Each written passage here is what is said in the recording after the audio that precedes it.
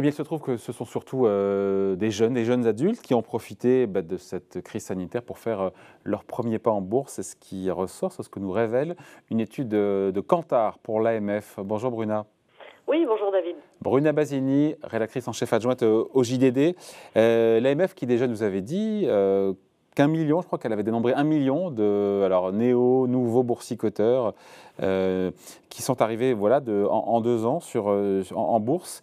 Et donc, ce sont des jeunes adultes, c'est ça, c'est ce qu'on apprend. Il y a beaucoup de jeunes adultes, oui, absolument. Il n'y a pas que, mais il y a beaucoup d'actionnaires individuels qui ont moins de 35 ans.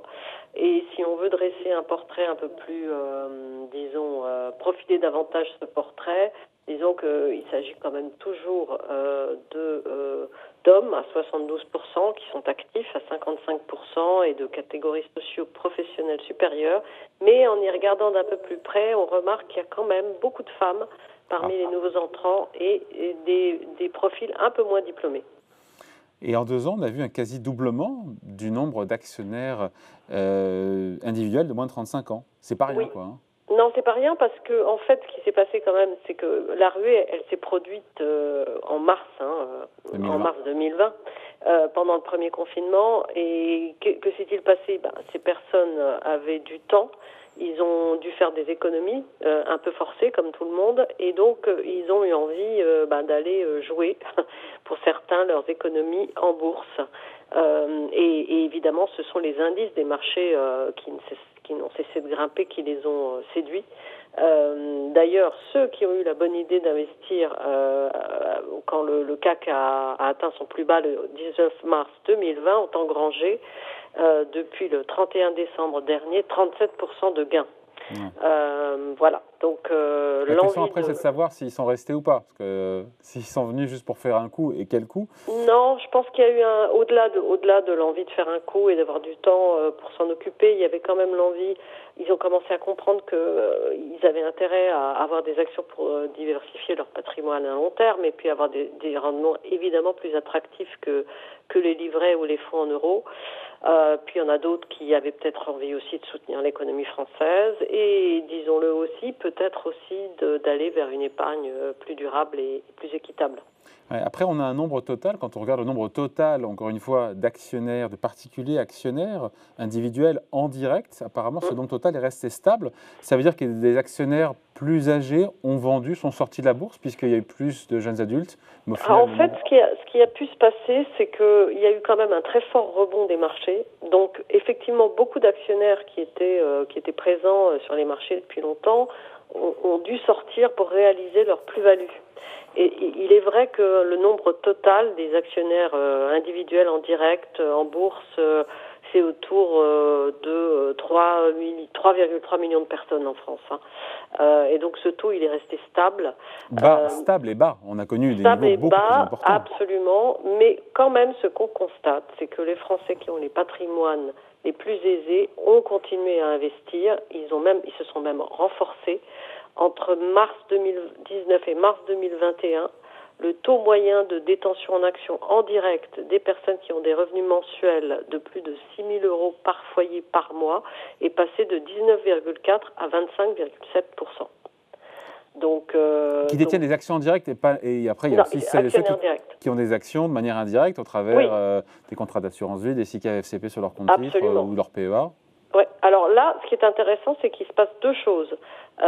Du côté des SICAV, de ceux qui détiennent des titres à travers des placements collectifs en actions, eh bien, ça reste bas. Autour de 2,1% en mars, c'était 2,2% en mars 2021, l'année d'avant c'était 2,2%, 2,7% en 2018. Ce qui a beaucoup changé par contre, c'est le niveau de collecte de l'assurance vie, c'est-à-dire que si on regarde la collecte qui a été réalisée depuis les cotisations du mois d'avril, elles se sont élevées, les cotisations d'avril 2021 se sont élevées à 13,1 milliards d'euros et sur ces 13 milliards, 11 milliards ont été fléchés vers des unités de compte. Les unités de compte, évidemment, ce sont ces placements dont le capital n'est pas garanti et qui sont donc plus rémunératrices pour les épargnants, beaucoup plus que les fonds placés les fonds euros, dont le capital est garanti, mais dont on sait qu'on dépasse rarement aujourd'hui un rendement de 1 à 1,5%. Bruna, ces néo-actionnaires individuels, donc on l'a dit, il y a ce rajeunissement, encore une fois, qui est là, que l'on constate.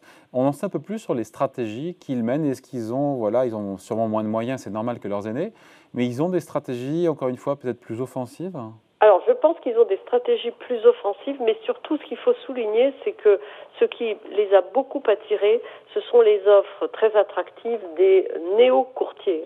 C'est des courtiers de nouvelle génération qui s'appellent Bux, De Giro, eToro, Trade Republic. Et qu'est-ce qu'ils ont fait pour les attirer? Eh bien, ils leur ont proposé des frais de courtage extrêmement bas, voire gratuits. D'ailleurs, le président de l'AMF ne s'y est pas trompé. Il a mis en garde les jeunes investisseurs en disant attention, la magie du zéro commission. Attention. Il l'a dit chez nous, Robert Hoffet. Il était présent la semaine dernière en disant quand on vous propose une plateforme, quand une plateforme vous propose zéro commission, c'est qu'il y a un problème. Il y a un problème, absolument. Où il y a peut-être des gens qui ne sont pas tout à fait fiables. Donc voilà. Alors.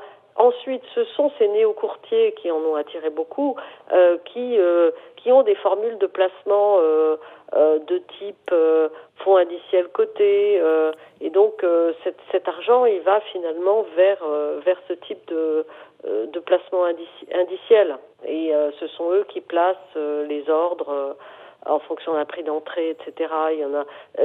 L'allemand Trade Republic propose uniquement des actions internationales et des fonds indiciels cotés, et avec des fonds, des finances, enfin des investissements programmés à partir de 10 euros par quinzaine, par mois, par trimestre. Donc ça structure pas mal les opérations effectuées par ces jeunes. Donc boursicoteurs plus jeunes, plus actifs, c'est ça qui ressort. C'est intéressant cette étude Kantar. Mais pas spoiler comme les Américains quand même. On n'est pas allé, on n'a pas pour le moment d'hypothèse de type GameStop en France, comme aux États-Unis. Pour le moment. Pour le moment, absolument. Allez, merci beaucoup. Explication signée Bruna Basini pour le JDD. Merci Bruna, bye. Merci.